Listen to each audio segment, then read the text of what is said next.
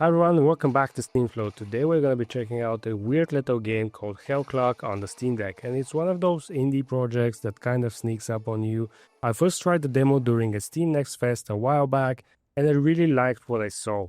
Now that the full version is here, I wanted to take a closer look and see how it actually holds up, both in terms of gameplay and in terms of performance on the Steam Deck. So without further ado, let's jump right in. Hell Clock is a top-down shooter with some roguelike elements. You play as a soul trapped in a kind of a supernatural purgatory, blasting enemies, collecting gold, and powering yourself with blessings and items as you fight your way through layers of this twisted world. The game is made by a Brazilian studio, and it's a supernatural version of Brazil's War of Canudos. I hope I'm saying that right. This is a real conflict from the late 1800s. You play as Paju, a warrior trying to save his mentor from this nightmare dimension packed with undead, cursed machines, and boss fights that hit way harder than I originally expected. In terms of actual gameplay, Hell Clock mixes fast combat with a bit of exploration, and the big hook here is a constantly ticking clock. Everyone is under pressure, a countdown starts the moment you enter, and if it hits 0, the run is over. Doesn't matter how much health you have left, time up means you're defeated and you start from the beginning, and the runs aren't really randomized, it's pretty much the same level all over again. You can extend the timer by defeating bosses and reaching the next act, but the pressure never really lets up, and if you try to stop and explore or collect more gold and more items, you're burning precious seconds. This is something that did not strike well with me. Thankfully, there is a relax mode that disables the clock, and honestly, I'd recommend starting there if you're just getting into the game, because otherwise it just feels like a rush. It feels very stressful and not enjoyable, at least not in the beginning. Now, quick heads up before I get into performance: if you like these kind of Steam Deck breakdowns, check out the Steam Flow Curator page and my Steam group. I post detailed performance impressions for every game I test, battery tips, settings guides, and Steam Deck friendly game picks. Both links are in the description. Go follow and join if you haven't already. I would love to see you guys there. Now let's talk about how Hell Clock actually runs on the Steam Deck. I tested this one on the OLED, and right out of the gate, the game is playable, but not perfectly smooth. Hell Clock has very few graphical settings, just a basic quality preset and a resolution toggle. Now at the lowest settings, with the resolution dropped 8 times, the lowest option, I still saw dips down to 25 FPS when things get intense. And in this game, things can get intense with as little as 10 enemies on the screen. The reason is that when you kill enemies, they sort of blow up, there's a lot of effects going on. And I checked out some videos. When you reach the end game, there's going to be a lot more than 10 enemies on the screen. Unfortunately, I didn't have enough time to reach parts of the game where I would really put them to the test on the Steam Deck, but it seems like it might be very hard to keep up.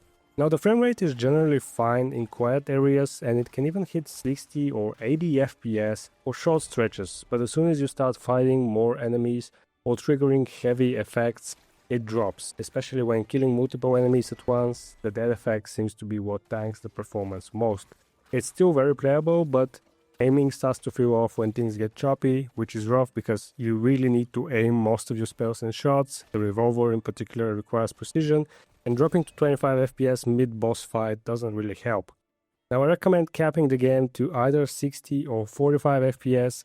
Anything higher isn't stable and you're going to see drops no matter what. The game has controller support and it is pretty great. It's fully native and it lets you remap controls however way you like. It even includes joystick dead zone adjustments, which is surprisingly rare and helpful on the Steam Deck. By the way, you can adjust your Steam Deck joystick dead zone outside of the game, but it's nice that this game includes it.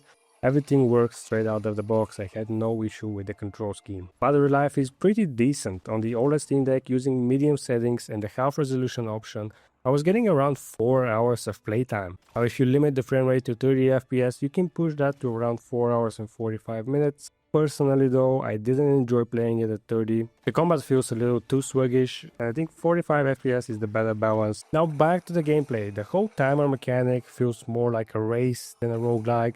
You're encouraged to explore and break crates for gold to buy blessings, but the clock is always working against you. There are no random layouts, the rooms stay the same each run, and after a while it starts to feel repetitive. There is a weapon and spell upgrade system, and you do unlock more options as you play. You also collect loot that stays with you, and you have a bit of variety in terms of your build. But even after 3+ hours, I found myself mostly using the same couple of spells that did reliable AoE damage and that got me through the run. Not sure how deep the build variety really is yet. I've checked out some videos of people having played 30 hours, and it looks pretty interesting, but I haven't had the chance to experience that on the Steam Deck. All of that being said, turning on relax mode completely changes the vibe. There's no timer, no stress, just a slower paced experience where you can check every room, collect items, and build up your character without feeling rushed. You can also try different builds and try and come up with your own playstyle. It honestly made the game more enjoyable for me, and it's great that the devs included it. So in conclusion, this is where I landed. Hell Clock is a really cool idea. The setting, the artwork especially, and the Brazilian mythology influence give it a unique identity, and the core combat loop can be satisfying when everything clicks. But it's also rough around the edges. Performance needs work, the progression could use more variety, and that ticking clock, while central to the game, will turn off a lot of players. Luckily, relax mode is there if you just want to enjoy the experience without a constant pressure, and if the devs keep polishing things, this could end up being a real hidden gem. For now, I'd say it's worth checking out, especially if you're into twin-stick roguelikes and don't mind a bit of a jank. Now, Hellclock drops later today on Steam, and there is a free demo available right now. I'd recommend giving that a shot on the Steam Deck. It runs well enough, and you might actually really enjoy the mechanics if the timer doesn't bother you. And if this video helped you out, hit the like button and let me know in the comments. Have you tried Hellclock? Are you into these kind of games, or would you like me to review more RPG roguelikes? And don't forget, follow the SteamFlow Curator page, join the group for more Steam Deck game tests. Thanks for watching, and I'll see you guys in the next video.